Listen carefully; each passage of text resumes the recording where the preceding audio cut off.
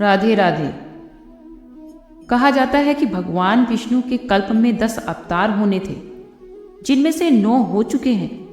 इन सभी 9 अवतारों में जो सबसे ज्यादा लोकप्रिय और पूजनीय अवतार हैं, वे हैं त्रेता युग में जन्मे श्री राम व द्वापर युग में जन्मे श्री कृष्ण। हमने दोनों के जीवन गाथाओं को सुना है, किंतु आपने कभी इन दोनों के बीच तुलना की? एक ही भगवान के 2 रूपों के बीच तुलना करने मात्र से ही हम भयभीत हो जाते हैं। लेकिन जरा उन श्रीहरि के बारे में भी तो सोचो, जिन्होंने अलग अलग शिक्षा देने के लिए ये दोनों पूर्ण अवतार लिए थे, जिन्होंने अपना संपूर्ण मानव जीवन जिया था और 16 संस्कारों का निर्वहन किया था। श्री राम व श्री कृष्ण में तुलना करना इसीलिए आवश्यक है क्योंकि दोनों एक दूसरे से बिल्कुल भिन्न चरित्र, व्यक्तित्व, मूल्यों वाले थे, लेकिन थे दोनों ही आवश्यक। दोनों में इतना अंतर था कि एक ने अपने माता पिता के लिए राज सिंहासन को त्याग कर 14 वर्षों का कठिन वनवास भोगा था, जबकि दूसरे के लिए उनके माता पिता को 20 वर्षों से अधिक समय तक कठोर कारावास भुगतना पड़ा था। ये दोनों इसलिए आवश्यक थे क्योंकि एक ने त्रेता युग में होते हुए भी दिखला दिया था कि सतयुग की शुरुआत कितनी मनोहर रही होगी, जबकि दूसरे ने द्वापर युग में होते हुए भी दिखला दिया था कि कलयुग का अंत किन भीषण घटनाओं के कारण होगा। आइए अब हम इसे समझ भी लेते हैं। सबसे पहले बात करते हैं मर्यादा पुरुषोत्तम श्री राम जी की। भारत के राज्य अयोध्या के महाराज दशरथ की रानी कौशल्या के पुत्र व अयोध्या की प्रजा की सर्वाधिक प्रिय श्री राम के अगले दिन भोर होते ही राज्याभिषेक की तैयारियां चल रही थी। पूरी अयोध्या की प्रजा में इतना उल्लास था कि संपूर्ण नगरी रात भर सोई ही नहीं। सुबह होते ही श्री राम को कुछ अनहोनी होने का अंदेशा हुआ तो वो अपने पिता के कक्ष में गए। वहां दशरथ ने उन्हें सारी बात बता दी और कहा कि तुम विद्रोह कर दो और ये राज सिंहासन ले लो। तुम तो अयोध्या की प्रजा के साथ साथ सैनिकों के भी प्रिय हो, इसीलिए संभाल लो अयोध्या का राज सिंहासन। श्री राम के पास एक और अयोध्या का सुगम राज सिंहासन था और उसका विरोध करने वाला कैकई और मंत्रा के अलावा और कोई नहीं था। स्वयं उनके पिता भी नहीं, जो वचनों से बंधे हुए थे। किंतु श्री राम ने अपने पिता की आन बान की खातिर सहजता से 14 वर्षों का वनवास स्वीकार किया और सभी सुखों को त्याग कर चल दिए अपने जीवन के 14 वर्षों के वनवास के लिए। श्री राम अकेले नहीं गए, साथ में गई उनकी पत्नी सीता और छोटे भाई लक्ष्मण। वनवास केवल श्री राम को मिला था, लेकिन अपने पति श्री राम की सेवा करने हेतु और अपना पत्नी धर्म निभाते हुए माता सीता ने भी 14 वर्षों के वनवास को स्वीकार किया और अपने पति के साथ वनों में चल दी और साथ में उनके छोटे भाई लक्ष्मण भी उनके साथ गए। लक्ष्मण तो इतने व्याकुल थे कि वो अपनी पत्नी उर्मिला को भी साथ लेकर नहीं गए और उर्मिला से कह दिया कि अगर तुम साथ चलोगी तो मैं भैया भाभी की सही तरह से सेवा नहीं कर पाऊंगा।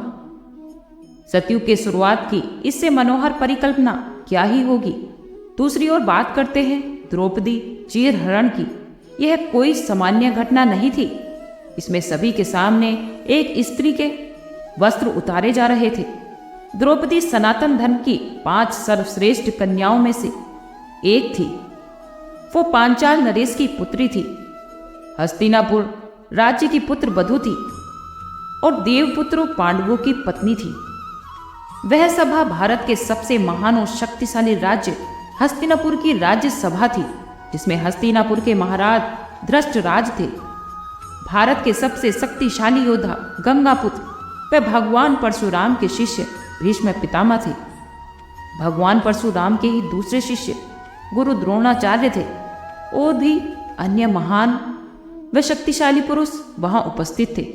उन सभी के सामने उसी राज्य की पुत्र वधु, जो कि उसी परिवार का सम्मान थी, उसे भरी सभा में सभी के सामने वस्त्रहीन करने की चेष्टा की गई। बात यही समाप्त नहीं होती। यह कलंकित कार्य उनके द्वारा किया जा रहा था। यह कलंकित कार्य एक पोते का उसके दादा के सामने, एक पुत्र का अपने पिता के सामने, एक शिष्य का अपने गुरु के सामने, एक भाई का अपने ही भाइयों के सामने, उनकी पत्नी और अपनी भाभी को नग्न करने का प्रयास किया जा रहा था। कलयुग के अंत की इससे भीषण परिकल्पना क्या ही होगी। दोनों अवतारों की एक एक घटना पर और नजर डालते हैं। श्री राम के एक भाई थे भरत, ना ही सगे भाई थे और ना ही चचेरे, अपितु सौतेले भाई थे। श्री राम के वनवास और अयोध्या में हुई घटनाक्रम से अनभिज्ञ थे। जब वो अयोध्या पहुंचे तो सभी घटनाओं का उन्हें ज्ञान हुआ। उनकी मां कैकेयी ने उनके सामने अयोध्या का विराट राज सिंहासन रख दिया। विरोध करने वाला भी कोई नहीं था, क्योंकि श्री राम वहां की प्रजा और सैनिकों के से वचन लेकर गए थे कि भरत के राज सिंहासन में कोई रुकावट नहीं आनी चाहिए और ना ही इस पर कोई विरोध करेगा। भरत के लिए तो ये मार्ग बहुत आसान था। वे आसानी से अयोध्या के राजा बन सकते थे और सत्ता का भी सुख भोग सकते थे। लेकिन उन्होंने क्या किया वह हम सभी जानते हैं। उन्होंने उसी समय अपनी मां कैकेयी का हमेशा के लिए त्याग कर दिया और अयोध्या का राज सिंहासन भी ठुकरा दिया और पैदल ही अपने भाई श्री राम को वन में लेने चले गए। जब वो नहीं लौटे तो उनकी खड़ाऊ लाकर राज सिंहासन पर रख दी और अयोध्या के निकट एक वन में अपनी कुटिया बनाकर रहने लगे। उस कुटिया में भी अपने सोने के स्थान पर एक गड्ढा खोदकर सोने का स्थान बनाया, ताकि उनका स्थान हमेशा उनके भाई श्री राम से नीचा रहे। वहीं दूसरी ओर श्री कृष्ण की मां देवकी के सगे भाई कंस थे। आज ही उनकी बहन देवकी का विवाह वासुदेव के साथ हुआ और कंस अपने रथ पर उन्हें ससुराल छोड़ने के लिए लेकर जा रहे थे। लेकिन एक आकाशवाणी ने भाई को अपनी ही बहन का कट्टर शत्रु बना दिया। वह अपनी सगी बहन के लिए इतने अत्याचारी बन गया कि उसे उसी के पति के साथ उसे कारावार में डाल दिया।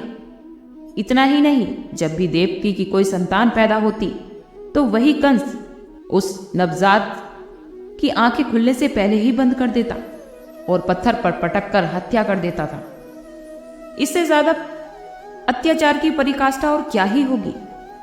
एक और कर्तव्यों के लिए सब कुछ त्यागने के बाद भी हम आज श्री राम का चित्रण धनुष बाण के साथ करते हैं, क्योंकि उनका संदेश था कि अच्छाई को बनाए रखना है तो तुम्हें युद्ध करते ही रहना होगा।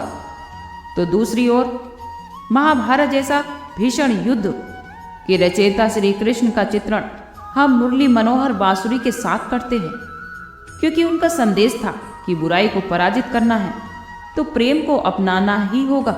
इसीलिए हमने पहले ही कहा कि दोनों हैं एक दूसरे से भिन्न, लेकिन हैं दोनों ही आवश्यक। श्री राम एक उत्तम पुरुष और विष्णु के प्रसिद्ध अवतार हैं। वह बहुत साहसी और श्रेष्ठ योद्धा थे। उनके पराक्रम के तो अनेकों किस्से सुनाए जाते हैं और वाल्मीकि रामायण में भी वर्णित किया गया है।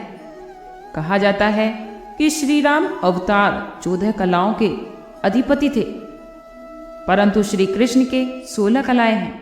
श्री राम का अवतार यह सिखाता है कि एक व्यक्ति को अपना जीवन लोकहित और कर्तव्य के पूर्ति के लिए जीना चाहिए, ना कि निजी स्वार्थ के लिए।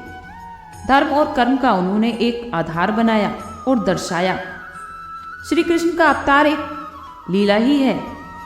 उन्होंने जन्म लिया फैले हुए अधर्म को हटाने के लिए और अर्जुन को दिए गए भगवत गीता के माध्यम से आने वाले कलयुग के कर्मयोग के ज्ञान की स्थापना की।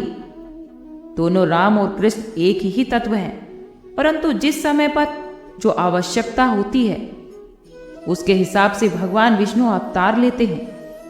कृष्ण और श्री राम दोनों ही श्री हरि के अवतार हैं। दोनों ही जगत कल्याण के लिए अवतरित हुए हैं।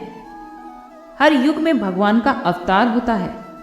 मानव के कल्याण के लिए श्री कृष्ण ने स्वयं कहा था, जब जब धर्म की हानि होती है तब तब मैं अवतार लेता हूँ। श्री कृष्ण और मर्यादा पुरुषोत्तम श्री राम में अंतर जानना है। तो आप इतना समझ लीजिए कि श्री राम 12 कलाओं से अवतरित थे और श्री कृष्ण 16 कलाओं से। सारा अंतर इसी में छिपा हुआ है।